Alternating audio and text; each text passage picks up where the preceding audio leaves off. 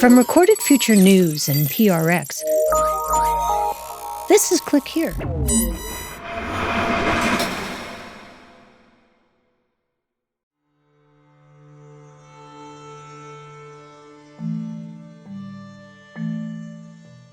There's a photograph that made headlines around the world this spring.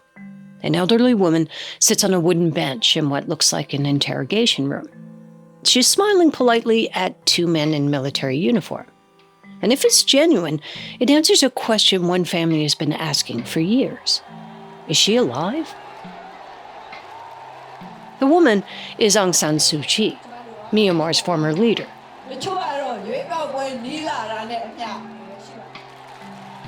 She's been held by the military since a coup in 2021.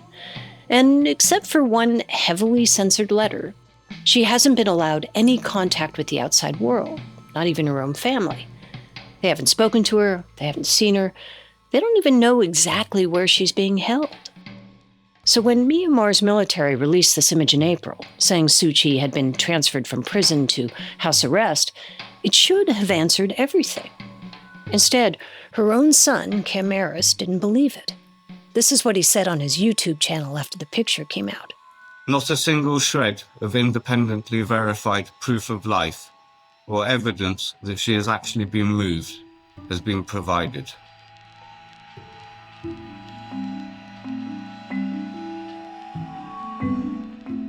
Now, he wasn't saying the picture was obviously fake. He was saying something stranger. In a world where almost any image can be questioned and governments have every reason to manipulate what we see, he no longer knew what counted as proof. No family on earth should be denied the right to know where their loved one is, or if they are still alive. A regime that refuses to provide credible proof of life for an 81-year-old imprisoned Nobel Peace Prize laureate. Hany Farid understood that reaction immediately. And you can understand his position. I've seen cases in the last year like this where there have been kidnappings and the sign of life images and videos aren't believed. Hany spends most of his days trying to answer questions like this. He analyzes photographs, audio, video, looking for evidence that something has been manipulated. Sometimes he finds it. More and more, he doesn't. When you don't find an artifact, when you don't find something that would suggest that it's fake, what are you left with? Well, it's a little unclear. It's either it's real or it's a very good fake that you can't tell. You know, there's like this unease. From Recorded Future News and PRX, this is Click Here, a podcast about how technology is changing everything. I'm Dina Temple-Raston. And today, what happens when seeing is no longer believing? A conversation with Hany Farid about what's real and what's not, and why even genuine evidence may no longer be enough. You probably already do this. You check the source, the data, you look for those telltale signs of manipulation. But what happens when those tests stop working? When doubt itself becomes a kind of weapon? We get into that after the break. Stay with us.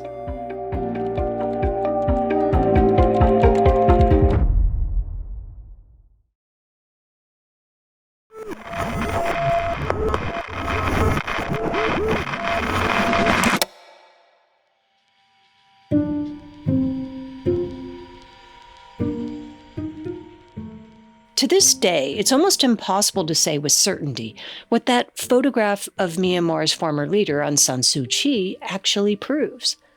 Not because anyone showed it was fake. No one did. Fact-checkers and news organizations dug into it and couldn't find any evidence that it had been manipulated.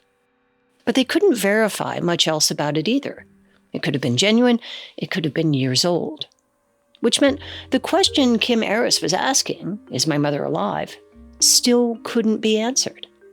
That's where Hany Farid spends most of his life, not necessarily exposing fake things, but trying to figure out something a little more complicated. What counts as real? Debunking something is relatively easy because you find an artifact, you can point to it and say, this is physically implausible. But when you run your battery of tests and you get to the other end, and you say, well, we didn't find anything, you don't really say something is real. What you say is, we have found no evidence of manipulation. And that is subtly but really importantly different. Hamni is a professor at Dartmouth College, where he teaches digital forensics. He's also co-founder and chief science officer at Get Real Security. When a newsroom or government agency or Fortune 500 company needs to know whether an image or voice recording or video is authentic, they call him. Because these days, almost every major news story comes with another question. Can we trust what we're looking at? So tell me something about the pace of deepfakes, analyzing images, working with journalists, building tools to detect manipulation. Are you seeing a flood of inquiries about this? We used to measure the rate of change of technology in 12 to 18 month cycles. That was sort of the cycle we would expect to see big changes. We now measure it in 12 to 18 days. I mean, from when the first time we heard the term deepfake to where we are today with full-blown AI-generated content at your fingertips has been phenomenal. I used to get one call a month from a reporter, and then it was one a week, and then it was one a day, and now it's multiple a day. We have so many global conflict zones. We have so much going on in the world every single day. And honestly, reporters are getting overwhelmed, and they are reaching out to people like me, and I'm overwhelmed. We're all a little overwhelmed trying to sort of keep up with both the technology and the pace at which the content is spreading online. Every time there's a world event, you see this flood of content. But here's the thing that is a disadvantage for us, is give my team and me some time and we'll figure it out. It's rare that we get to the end of an analysis or an investigation and we say, yeah, we don't know. It's almost always we figure it out, but it takes time.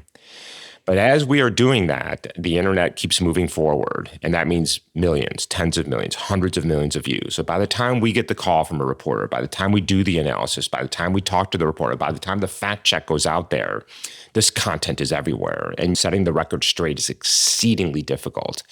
I'm far more worried about that aspect of lies than I am about figuring out the truth.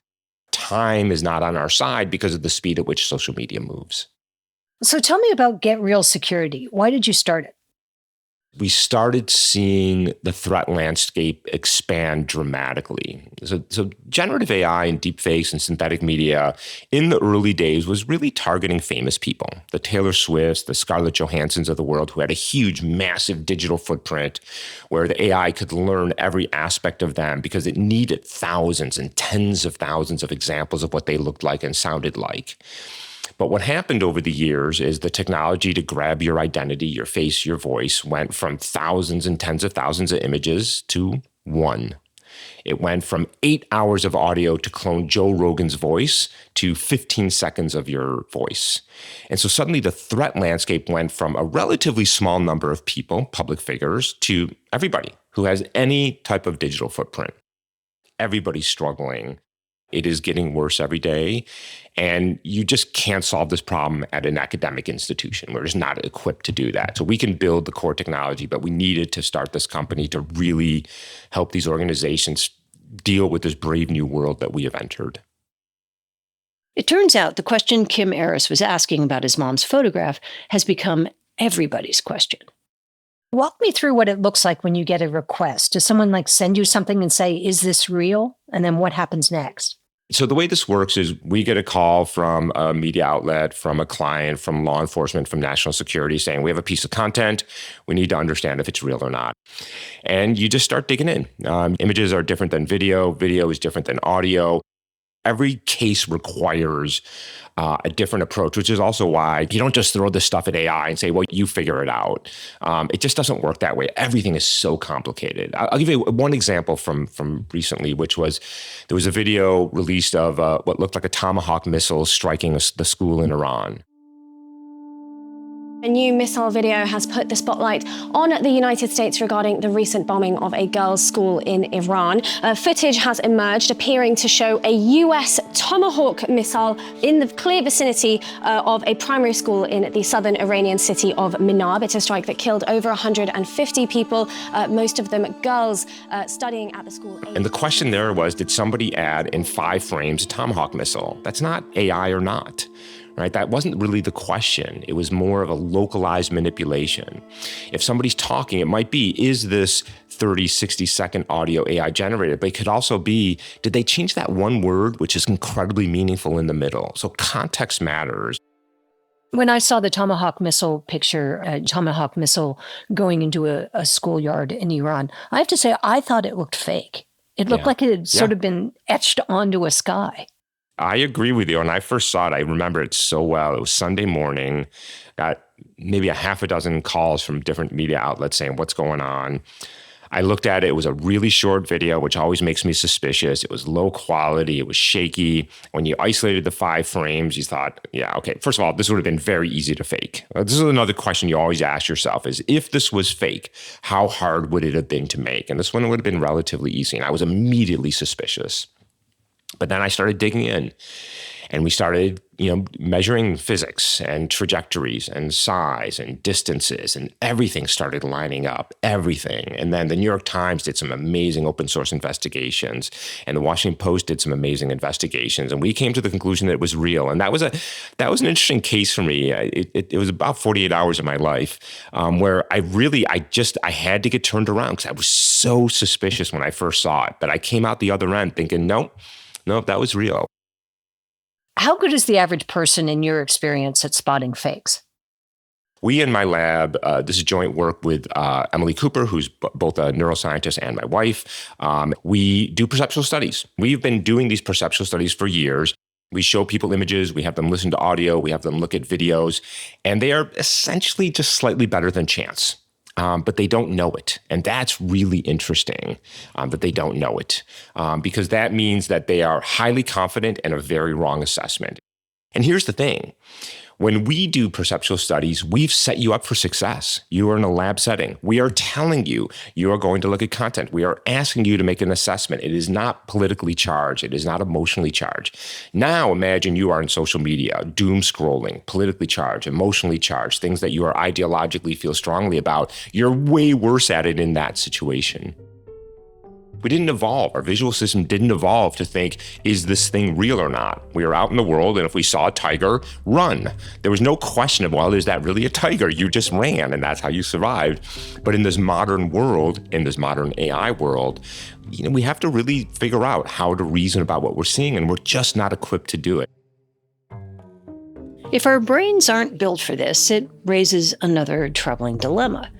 If none of us can reliably tell what's real anymore, who benefits? When we come back, we talk about why convincing people of a lie isn't always the goal. Sometimes it's enough to just make them doubt the truth. We'll be right back.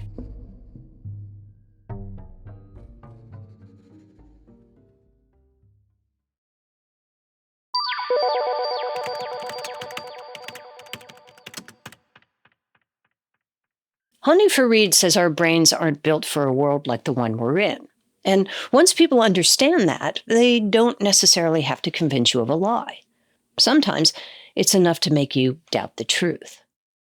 So there's this concept we keep coming back to in this show, the liar's dividend. And it's the idea that once deepfakes are common enough, anyone caught doing something real can just say, hey, it's a fake. Can you talk a little bit about that? Yeah, I love that turn of the phrase, by the way. Really, it's just great. And it's 100% true. And it's really always been true. I think what has changed, of course, is that you have more plausible deniability today. It is easier to say, oh, that's not me saying that, or me in that photo, or me in that video. And I will tell you, I see it every day, typically more in the legal settings where there is evidence in a court of law. People say, nope, that's not me. I didn't say or do that. And now the courts have to adjudicate that argument. It's getting easier and easier because the tech is getting easier, and it sort of works. One of Hany's favorite examples happened before deepfakes were good enough to fool anyone. In 2016, Donald Trump was caught on the Access Hollywood tape talking about women. It's like a magnet. You just click right on the way. And when you're a star, they let you do it. You can do anything. And when that came out, he didn't say it was fake. He apologized. Anyone who knows me knows these words don't reflect who I am. I said it, I was wrong, and I apologize. Now, a year later, he's in the Oval Office. He was asked about it. He said it was fake. President Trump now questioning the authenticity of the now infamous Access Hollywood recording in which she was caught in a vulgar exchange in 2005 with Billy Bush. The president has repeatedly questioned the tape in recent weeks. President Trump has on at least 2 occasions said that the Access Hollywood tape, which came out back in October of last year, in which he boasted about sexually assaulting women, was not authentic. Because what changed in that year? Deepfakes started emerging. And he also figured out that you can just deny anything that you like. But, this is a relatively new phenomenon where it's gotten easier. And I think there are legitimate questions now. People have a reasonable argument to be made, is that if there is a voice recording of you saying something, yeah, that could be pretty easily made. And that wasn't true 5 years ago. Did you see it coming 5 years ago? Did I see it coming? I remember when I saw the first deep fakes, I remember my first thought in my head was, uh-oh. I really felt like this was going to get bad. I think what I didn't see was how fast it would happen. I thought we had more time.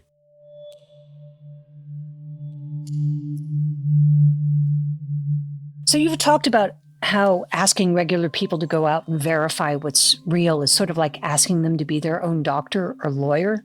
That it's not a reasonable thing to ask. But if the experts can't scale and the platforms can't be trusted and the free tools are increasingly useless, what are regular people actually supposed to do? Stop getting your news and information from social media. That's what you do. This is easy. This is the easiest question you've asked me so far. Right? Why do we go to NPR? Why do we go to the Post? Why do we go to the Times and the Journal? Because there are smart people who work really hard to get reliable facts to you. And do they get it right 100% of the time? No. But do they get it right the vast majority of the time? The answer is yes. And you can't say that about Elon Musk and Mark Zuckerberg. They don't. Social media is an absolute dumpster fire. And if you insist on getting your news and information there, you are simply being asked to be lied to. And so you have to go to trusted sources because we work with those people. They do their job hard and we get you reliable information. And when we get it wrong, we tell you we got it wrong and we fix the record. This is easy. So it seems like what you're saying is this isn't fundamentally an AI problem. It's a platform problem. I think a lot of people blame AI. Tell me why they shouldn't. I don't think they should blame AI because we have been dealing with this problem before there was AI. It's not like lies and fraud and disinformation is new to the internet and social media. What is new is the scale and the speed and the sophistication of it. But it's not fundamentally new. And at the end of the day, if people could create fake images and share it with their 5 friends, there'd be a fairly limited harm to that. I'm going to sleep well at night. But they can do more than that. They can spread it online with millions, tens of millions, hundreds of millions of views instantaneously and muddy the waters. And that's a social media problem and an algorithmic amplification problem. The content is just coming along for the ride. That's not what the problem is. So how do you hold them accountable? Do you think it can actually happen? We've been having this conversation for 20 years, how to hold social media accountable. Now, I think there's some light at the end of the tunnel. We saw massive wins for New Mexico against social media for the harms to children. So I do think there is a reckoning coming. And I think that is long overdue, that we have to start holding social media companies and now AI companies responsible for the harms. I don't think this is going to come from a regulatory perspective because the US government just doesn't seem to be moving at all. And even if it was moving, it would move at such a pace that we wouldn't be able to keep up. But liability can keep up. Because once these companies have to start writing not $1 million checks, not $10 million checks, but $1 billion checks, they will internalize that liability and they'll make their products better, which they could. They've always been able to do this. And you've seen this in the physical world. Auto manufacturers, food manufacturing, all kinds of safety that when we trained the liability equation and we said, if you knew or should have known that your product was going to lead to harm, we are going to sue you back to the dark ages, the companies get smart and they figure it out and they do better. And it's better for them and it's better for us. Silicon Valley just hasn't figured that out yet. So you've devoted your career to figuring out what's real. Does it ever feel exhausting to you? What keeps you going? I am exhausted, and it feels so much harder. And I can tell you, I'm not the only one who's exhausted. I talk to reporters who do this for a living, and they're exhausted, and they're giving up. They're like, I can't anymore. I'm going to just give up on the story because it's too overwhelming. Every time I get in a Lyft or an Uber, every time I talk to somebody at the grocery store, I have these conversations. Everybody's exhausted, and that's really bad. It's also sort of a different version of liar's dividend, where it's not that you get to sort of just hide behind it. It's just that we give up. And here's the thing about state-sponsored disinformation campaign and the spread of lies is you don't have to get people to believe lies. You just have to muddy the water so much that everybody gives up and the truth just gets buried. And that's sort of where we're going. And that's really dangerous for society and democracy. Because if we don't have a shared sense of reality, I don't know how we have a stable society and democracy. We don't have to agree on everything. It's okay to disagree. Disagreements are fine. They're healthy. But we have to have a shared sense of reality, and we don't right now. And I think that's really, really dangerous. And as people start giving up, it's getting harder and harder to have a shared sense of reality.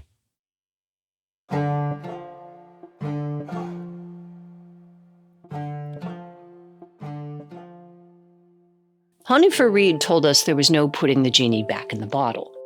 The tools he builds, the forensic tests, the experts, they'll all get better. But that's not the part that worries him most.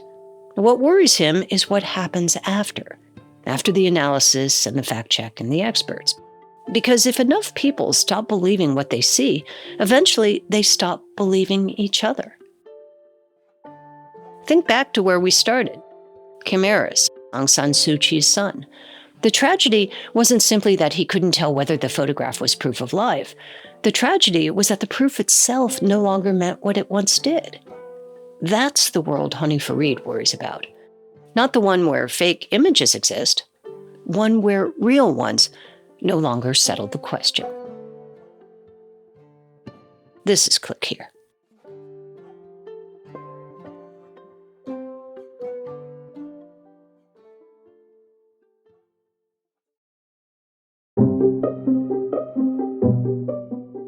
Click Here is a production of Recorded Future News and PRX.